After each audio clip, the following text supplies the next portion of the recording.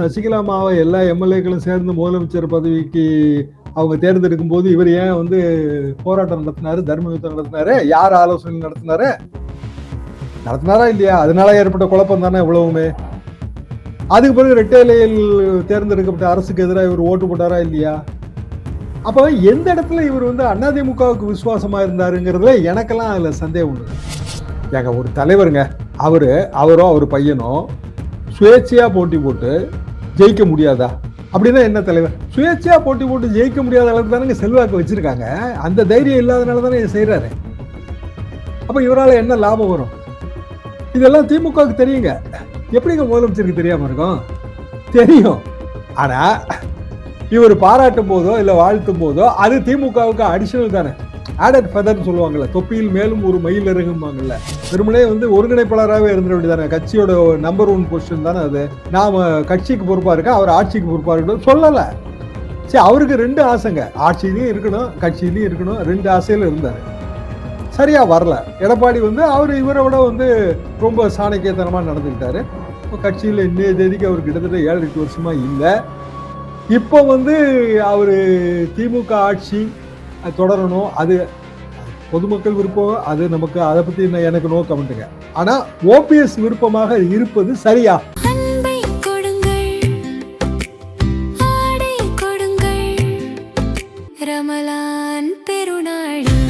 Super Saravana stores.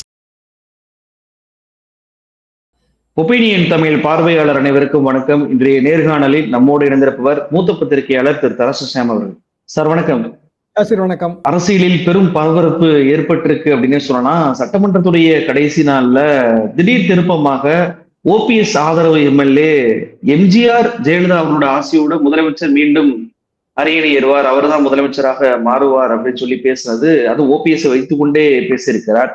இது குறித்து OPS அவர்களிடம் பேசும்போது, ஆமா அவர் சொன்னது சரிதான், மீண்டும் முதலமைச்சர் தான் ஆட்சிக்கு வரப்போகிறார் அப்படின்னு சொல்லி பேசியிருக்கிறார். ஓபிஎஸ் அவர்கள் திமுகவில் இணைய போகிறார் அப்படின்ற செய்தி தற்போது மிக வேகமாக பரவி வருகிறது. ஏற்கனவே தேமுதிக வந்திருக்கக்கூடிய சூழ்நிலையில ஓபிஎஸ் உடைய வருகை எப்படி பார்க்கிறீங்க? ஓபிஎஸ் இணைவாரா அல்லது கூட்டணியாக இணைவாரா? அப்படி வந்தால் திமுகவுக்கு அது எப்படிப்பட்ட ஒரு லாபமாக இருக்கும், நீங்க எப்படி பார்க்கிறீங்க? 2021-26 சட்டமன்ற கூட்டத்தொடர் நிறைவு நாள்ல பெரும்பாலும் வந்து முதலமைச்சர்கள் நன்றி கூறுவார்கள், ஒத்துழைப்புக்கு நன்றி கூறுவார்கள். முதலமைச்சர் மு க ஸ்டாலின் ஒருபடி மேலே போய் எதிர்கட்சி தலைவர், ஆளுநர் எல்லோருக்குமே நன்றி கூறிவிட்டார். அதெல்லாம் கொஞ்சம் நெகிழ்ச்சியாக கூட இருந்தது. அப்போதான் நீங்கள் குறிப்பிட்ட இந்த நிகழ்ச்சி, முஸ்லிம்பட்டி எம்எல்ஏ பேசியது, தொடர்ந்து ஓபிஎஸ் அவர்கள் கொடுத்த பேட்டி. இப்போ நம்ம பார்க்க வேண்டியது ஓபிஎஸ் என்ன முடிவெடுக்க போகிறார், ஓபிஎஸ் வருகையா லாபமா நஷ்டமா அப்படின்றால், ஓபிஎஸ் என்பவர் எனக்கு தெரிந்து 1988-89 அதிமுக பிளவு காலகட்டத்தில் அவர் ஜானகி அணியில் தான் இருந்தார், ஜெயலலிதா அணியில கிடையாது. ஜெயலலிதா படத்துக்கு அவர் அவமரியாதை செய்கிற அந்த பிளாக் அண்ட் ஒயிட் படங்களை எல்லாம் நாங்களே பிரசுரம் பண்ணியிருக்கோம். இதான் வந்து 89 ஆரம்பம். 89 சட்டமன்ற தேர்தலில் ஜானகி அணிக்கு ஒரே ஒரு சீட்டு, பாண்டியண்ணாச்சி மட்டும். ஜெயலலிதா அம்மா எதிர்கட்சி தலைவரான உடனே ஜானகி அம்மாள் அந்த பிரிவு வேண்டான்னு அவங்க முடிவு எடுத்தாங்க. அப்போ அவங்களுக்கு கிட்டத்தட்ட 9% வாக்கு வங்கி இருந்ததுங்க. ஆர்எம்பி உட்பட, இன்னும் சொல்லப்படால் ஓபிஎஸ் வந்து அப்போ ஒரு 2ஆம் கட்ட தலைவர் தான், அவர் உட்பட ஜானகி அம்மாள் அணி தொடரணும்னு தான் விரும்பினாங்க. 9% வாக்குங்க. விஜயகாந்துக்கு 8% வாக்கு தான் 2006. கட்சி இத்தனை வருஷத்தை தாண்டி இருக்கு. அப்போ 9% ஆதரவு குறைந்த ஆதரவு கிடையாது. கட்சியோட மூத்த தலைவர்களாக இருந்தாங்க, அந்த அணியில இருந்தாங்க, ரெட்டையில கிடையாது. அப்போ பலரும் வந்து அந்த அணி தொடரட்டும் தான் விரும்பினாங்க. சொல்லப்போனா முசாமி அண்ணன் அதை ஒட்டிய ஒரு மாதம் கழித்தோ எங்கள் அலுவலகத்துக்கு வந்தார். இந்த மாதிரி 2 அணி இணைத்தால் எப்படி இருக்கும்னு. எப்படின்னா அது சரியா வரும், இவ்வளோ தூரம் ஹாட்டாக பேசியாச்சு, ஜானகி அம்மாள் வந்து மோரில் விஷம் வச்சு எம்ஜிஆரை கொல்ல சதி செய்தார்கள்லாம் ஜெயலலிதா அம்மா பேசினாங்களே. இல்லைங்க, அரசியல் அப்படி பார்க்க முடியாதுல்ல, வாக்கு அரசியல் தானே முக்கியம், வெற்றி தானே முக்கியம்னாரு முசாமி. அப்பவே நான் சரி இவங்க சேர்ந்துருவாங்க போல இருக்குன்னு தான் நான் நினைச்சேன். ஆனா அதுக்கு வேண்டான்னு சொன்னவங்கள 2ஆம் கட்ட தலைவர்கள் ஓபிஎஸ் முக்கியமானவர். இதுதான் வந்து 89 அதுக்கு பிறகு வந்து அணிகள் இணைந்தன, இரட்டையிலே மீட்கப்பட்டது. உடனடியாக வந்த இடைத்தேர்தல், 2 இடைத்தேர்தல், மருங்காபுரி, மதுரை கிழக்கு, ரெண்டுலையுமே வந்து அதிமுக ஜெயிச்சு. திமுக ஆளுங்கட்சிக்கு, அதிமுக கூட்டணி 1, மருங்காபுரி அதிமுக, மதுரை கிழக்கு வந்து அதிமுக கூட்டணி, ரெண்டுமே ஜெயிச்சிருச்சு. அப்புறம் அந்த அணி ஸ்ட்ரென்தன் ஆயிடுச்சு. அப்புறம் பலதரப்பட்ட அரசியல் சிக்கல்கள். அப்புறம் ஓபிஎஸ் வந்து ஜெயலலிதாவால் ஒருங்கிணைக்கப்பட்ட ஒரிஜினல் அதிமுக, இரட்டையிலேயே கொண்ட ஒரிஜினல் அதிமுக 2ஆம் கட்ட தலைவர். அவ்வளவுதான். 2ஆம் கட்டம்னு கூட சொல்ல முடியாது, 3ஆம் கட்ட தலைவர் தான். அதுக்கு பிறகு 91 தேர்தல். 91 தேர்தல் ராஜீவ்காந்தி படுகொலைக்கு பிறகு திமுக பெயர்ல வந்து அந்த கொலைப்பழி விழுந்து பெரிய கலைபரமாகி திமுகவோட தோல்வி. 96 வரைக்கும். 96 ஜெயலலிதா தோல்வியை தழுவிய போது ஓபிஎஸ் வந்து எங்க இருந்தாரு? அவரும் ஒன்றும் வெற்றி கட்டல எல்லாம் கிடையாதுங்க. அதற்கு பிறகு வந்து 2001 தேர்தலில் ஜெயலலிதா போட்டி போட முடியாம போச்சு. 4 தொகுதியில போட்டி போட்டு வேட்புமனு ரிஜெக்டடு. அதுக்கு பிறகு அவங்க முதலமைச்சரா பதவி ஏற்கும் போது பேராசிரியர் அன்பழகன் போட்ட வழக்கு, எம்எல்ஏ ஆகிறதுக்கே தகுதி இல்லைன்னா எப்படி முதலமைச்சராக இருக்க முடியுங்கிறதா கேள்விங்க. அது கரெக்டான கேள்வி. முதலமைச்சர் பதவி பறிபோகிறது. அப்போ நான் சுதாகன்லாம் ஜெயா டிவியில் நிகழ்ச்சி பண்றவங்க, மறைந்த நண்பர் பத்திரிகையாளர் சுதாகன். யார் முதலமைச்சருங்கிற கேள்வி. அதாவது போயஸ் கார்டனுக்கு பக்கத்துல ஒரு அனெக்ஸ்னு ஒரு பில்டிங்க, அது ஒன்றுபட்ட போயஸ் கார்டனா இருந்தது தாங்க. நடுவில் ஒரு காம்பவுண்ட் சோறு கட்டி ஒரு பில்டிங்கை பிரித்து அதுக்கு அனெக்ஸ்னு பேர் வச்சு அங்கதான் ஜெயா டிவி ஆஃபீஸு. ஒன்றுபட்ட போயஸ் கார்டன் கட்டடமா இருக்கும்போது அங்க மேல ஒரு சினிமா தியேட்டர் உண்டுங்க, அதுல இவங்க படம் பார்ப்பாங்க. நாங்க அதெல்லாம் பார்த்துருக்குறோம்.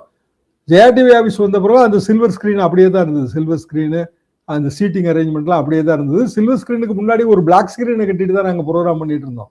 இதெல்லாம் தான் 2001. யார் முதலமைச்சருங்கிற பேச்சு வரும்போது பல சஜஷன்ஸ். நான் டிவியில யூக செய்திகள் தானே. அப்போ ஓ பன்னீர்செல்வங்க நாங்க. அப்போ ஓ பன்னீர்செல்வம் என்ன பண்ணிட்டு இருந்தாரு? அதிமுக தலைமை அலுவலகத்துக்கு எதிர்த்தாப்புல இருந்த கட்டிடத்துல டீ குடிச்சிட்டு இருந்தாரு. இதுதான் உண்மை. ஆனா நீங்க தானே முதலமைச்சர் அப்படின்னு ஒரு 4-5 பேர் ஓடி போய் சொன்னோன்னு அப்படியா அப்படின்ட்டு அவர் வந்தார், ஆபீஸ்க்கு வந்தாரு. எங்ககிட்ட படம் கிடையாதுங்க. ஜெயா டிவியில இவர் தான் முதலமைச்சர்னு காட்டுறதுக்கு படம் கிடையாது. புகைப்படம் வேணும்னு கேட்டப்ப ஓபிஎஸோட பர்ஸ்ல வச்சிருக்கிற அந்த படத்தை தான் எங்களுக்கு கொடுத்து விட்டாங்க. அதைத்தான் காட்டணும். இவரா அப்படின்னு தான் நான் உண்மையிலே நினைச்சேன். ஏன்னா அதிமுக வந்து கவர்ச்சியான முதலமைச்சர்களுக்கு பழகின கட்சி. எம்ஜிஆர், ஜெயலலிதா, ஓ பன்னீர்செல்வம். நீங்க யோசிச்சு பாருங்க எப்படி இருக்கணும். ஜானகி அம்மா சேர்த்துக்கலாம், ஏன்னா அவங்களும் எம்ஜிஆரோட மனைவி இல்லைங்களா. எம்ஜிஆர், ஜானகி அம்மாள், ஜெயலலிதா அம்மா, ஓ பன்னீர்செல்வம் முதலமைச்சருக்கும் போது உண்மையிலே என்னமோ மாதிரி தான் இருந்தது எங்களுக்கு. அப்புறம் ஓபிஎஸ் முதலமைச்சராக இருந்தாரு. 2022 நீதியரசர் ஜனார்தன் கோர்ட்ல வந்து ஜெயலலிதா அம்மாவுக்கு ரிலீஃப் கிடைச்சது. ஆண்டிப்பட்டி தேர்தல் பிப்ரவரி மாதம். ஜெயலலிதா பிறந்தநாள் அன்னைக்கு ரிசல்ட் வருது. இப்போ பிறந்தநாள் வரப்போகுதுங்க 24. அதுக்காக நான் இதை நினைவு கூறுறேன். ரிசல்ட் வருது. போயஸ் கார்டன்ல இருந்து லைவ் எல்லாம் பண்றோம். அப்போ கூட ஓபிஎஸ் வந்து வெளியில முதலமைச்சர் தான் வெளியில ஒரு பெஞ்சு மாதிரி ஒரு இதுல வந்து ஒரு இருக்கையில அமர்ந்திருப்பாரு. ரொம்ப பவ்யமா இருப்பாரு. முதலமைச்சர் பதவி விட்டு கொடுக்கும்போது ஜெயலலிதாவால் பாராட்டப்பட்டார். இதுதான் வரலாறு. ஆனா துணை முதலமைச்சர் பதவி அவங்க கொடுக்கல. அப்புறம் 2006 தேர்தல் ரிசல்ட் இதெல்லாம் தெரிஞ்ச கதை தாங்க. அப்புறம் எதிர்கட்சி தலைவர் பதவி கொடுத்துட்டாங்க 2006 சட்டமன்றத்தில். ஜெயலலிதாவை சேர்ந்தவர்கள் இல்ல நீங்க எதிர்கட்சி தலைவராக இருக்கதான் நல்லது அப்படி இப்படின்னு சொன்னோன்னா திருப்பியும் அந்த பதவியை புடுங்கினாங்க. எதிர்கட்சி துணைத் தலைவர் ஆனார். அது ஏற்கனவே முதலமைச்சர் ஆயிட்டாரு, எதிர்கட்சி தலைவர் ஆயிட்டாரு, எதிர்கட்சி துணைத் தலைவர் ஆயிட்டாரு. அதுக்கு பிறகு திருப்பி 14 ப்ராப்ளம் வரும்போது திருப்பி முதலமைச்சர். அப்புறம் திருப்பி வந்து ஆண்டிப்பட்டியில் ஜெயலலிதா அம்மா தேர்தல் நின்று வெற்றி பெற்ற பிறகு துணை முதலமைச்சர் கிடையாது. அதுக்கு பிறகு ஜெயலலிதா மரணத்துக்கு பிறகு முதலமைச்சர். ஆனா அதுக்கு பிறகு சசிகலா அம்மாவை எல்லா எம்எல்ஏக்களும் சேர்ந்து முதலமைச்சர் பதவிக்கு அவங்க தேர்ந்தெடுக்கும் போது இவர் ஏன் வந்து போராட்டம் நடத்தினாரு, தர்ம யுத்தம் நடத்தினாரு? யார் ஆலோசனை நடத்தினாரா இல்லையா? அதனால ஏற்பட்ட குழப்பம் தானே இவ்வளவுமே. அதுக்கு பிறகு இரட்டையிலையில் தேர்ந்தெடுக்கப்பட்ட அரசுக்கு எதிராக இவர் ஓட்டு போட்டாரா இல்லையா? அப்ப எந்த இடத்துல இவர் வந்து அதிமுகவுக்கு விசுவாசமா இருந்தாருங்கிறதுல எனக்கெல்லாம் அதுல சந்தேகம் உண்டுங்க. அது பிறகு துணை முதலமைச்சர் பதவியை ஏன் எடப்பாடி பழனிசாமி ஆட்சியில் ஒத்துக்கிட்டாரு? வெறுமனே வந்து ஒருங்கிணைப்பாளராகவே இருந்துட வேண்டியதானே. கட்சியோட நம்பர் 1 பொசிஷன் தானே அது. ஸ்ட்ரிக்டா நெகோசியேட் பண்ணி நான் கையெழுத்து போடுறதாங்க B1 AB ஃபார்மு, நாம கட்சிக்கு பொறுப்பா இருக்கேன், அவர் ஆட்சிக்கு பொறுப்பா இருக்கணும் சொல்லல. சரி, அவருக்கு 2 ஆசைங்க, ஆட்சியிலையும் இருக்கணும் கட்சியிலையும் இருக்கணும், 2 ஆசையில இருந்தாரு. சரியா வரல. எடப்பாடி வந்து அவர் இவரை விட வந்து ரொம்ப சாணக்கியத்தனமா நடந்துக்கிட்டாரு. கட்சியில இன்னைய தேதிக்கு அவர் கிட்டத்தட்ட 7-8 வருஷமா இல்ல. இப்போ வந்து அவரு திமுக ஆட்சி தொடரணும், அது பொதுமக்கள் விருப்பம், அது நமக்கு அதை பத்தி எனக்கு நோ கமெண்ட்டுங்க. ஆனா ஓபிஎஸ் விருப்பமாக இருப்பது சரியா? இந்த கேள்வி அதிமுகவும் இதுக்கு விட தேடும்ல. ஓபிஎஸ் வந்து திமுகவில் இணைவது என்பது ஓபிஎஸ்க்கு பெரிய இடைஞ்சலாக இருக்காது அப்படின்னு சொல்லி பார்க்கலாம், நீங்க சொல்வதை வச்சு பார்க்கும்போது. அவருக்கு அவரு இணைஞ்சாருன்னா அவர் அவுட் ஆயிடுவாருங்க. ஓ. என்ன ரீசன் சொல்றேங்க, அவர் இப்போ அதிமுக உரிமை மீட்பு குழு, அதிமுகவுக்கு வந்து நானும் வந்து பங்குதாரர் இப்படிதானே சொல்லிட்டு இருக்காரு, நான் தான் ஒருங்கிணைப்பாளராக திருப்பி ஆகணும், அந்த வழக்கெல்லாம் அடிபட்டு போயிடும். Edappadi will be double happy, ஏன்னா அவருக்கு இப்போ காம்படிஷனே கிடையாதுன்னு ஆயிரும். இன்னொன்னு, திமுகல சேர்ந்து இப்போ உதாரணமா திமுகல சேர்ந்தாச்சுங்க, அவருக்கு ஒரு தொகுதியோ இல்ல அவர் பையனுக்கு ஒரு தொகுதியோ கொடுக்குறாங்க, ஆக மொத்தம் 2 தொகுதி. இதுக்குதான் இந்த பாடுபட்டியா பன்னீர்செல்வங்கிற கேள்வி வராதா? ஏங்க, ஒரு தலைவருங்க, அவரோ அவர் பையனோ சுயேட்சையா போட்டி போட்டு ஜெயிக்க முடியாதா? அப்படின்னா என்ன தலைவர்? பாண்டி அண்ணாச்சி அந்த அவ்வளவு பெரிய அளவுக்கு எதிர்ப்பு அலை இருக்கும்போது சேரன்மாதேவியில ஜெயிச்சாரா இல்லையா? தனி சின்னங்க, இரட்டை இலை கிடையாது, இரட்டை புறா, ஜோடி புறாங்க அந்த சின்னம். 88, 89 ஸ்ரீவில்லிபுத்தூர்ல தாமரைக்கணி அண்ணாச்சி எல்லாம் நம்ம நண்பர்களுங்க. ஜெயலலிதா டிக்கெட் ரெஃப்யூஸ்ட், தனியா போட்டி போட்டு ஜெயிச்சாரா இல்லையா? செம்மலை அண்ணா எம்ஜிஆர் டிக்கெட் ரெஃப்யூஸ்டுங்க, தனியா போட்டி போட்டு ஜெயிச்சாரு. ஆலங்குளத்துல வந்து ஆலங்குடியில வெங்கடாச்சலம் தனியா போட்டி போட்டு ஜெயிச்சாரு. திருப்பி அவங்க தாய் கட்சிக்கே போனாங்க, குலசல்லையா தனியா போட்டி போட்டு ஜெயிச்சாரு. திருப்பி எம்ஜிஆர்டே போனாரு, திமுக சேர்ந்துட்டு எம்ஜிஆர்ட்ட போனாருங்க அவரு. அதை ஜெயிச்சுட்டாருங்க, சுயேட்சை எம்எல்ஏ 71, 76 அந்த காலகட்டம். அப்புறம் எம்ஜிஆர் கட்சி தொடங்கிட்டாரு 72. இவர் அதிமுகவுக்கு நேராக வரணும்னு இவருக்கு விருப்பம். ஆனா காலையில போய் திமுக சேர்ந்துட்டு சாயந்தரம் போய் அதிமுக சேர்ந்தாருங்க ஒரே நாள்ல. என்னன்னு கேட்டா, திமுக எம்எல்ஏவா சேர்ந்தாதாங்க அதிமுக அவங்க மரியாதை இருக்குன்னாரு. விசித்திரமான வியாகியம், இதெல்லாம் பழைய கதைங்க. எதுக்கு நான் இதை திருப்பி நினைவுபடுத்த விரும்புறேன்னா, இந்த அரசியல் விசித்திர அரசியல்ல பல சுழற்சிகள் இருக்கும். ஒவ்வொருத்தரும் என்னன்னா நமக்கு நல்லதா கெட்டதான்னு முதல்ல டிசைட் பண்ணுவாங்க. எல்லா அரசியல்வாதியும், எல்லா கட்சியும் நமக்கு நல்லதா கெட்டதான்னு டிசைட் பண்ணும். கட்சிக்காரன்னு ஒருத்தன் இருக்கான்ல, அவன் வேலை பார்க்கணும்ல நாளைக்கு, அவன் வந்து இவர் வர்றதுனால நமக்கு என்னன்னு நினைக்க மாட்டானா? ஓபிஎஸ் வந்து அவரோட சொந்த கட்சிக்காரர்களுக்கு என்ன செஞ்சு கொடுத்தாருங்கிற கேள்வி இருக்குல்ல. அப்ப திமுக சேர்ந்து எம்எல்ஏ ஆயிட்டாருன்னா அவர் என்ன செஞ்சு கொடுப்பாரு?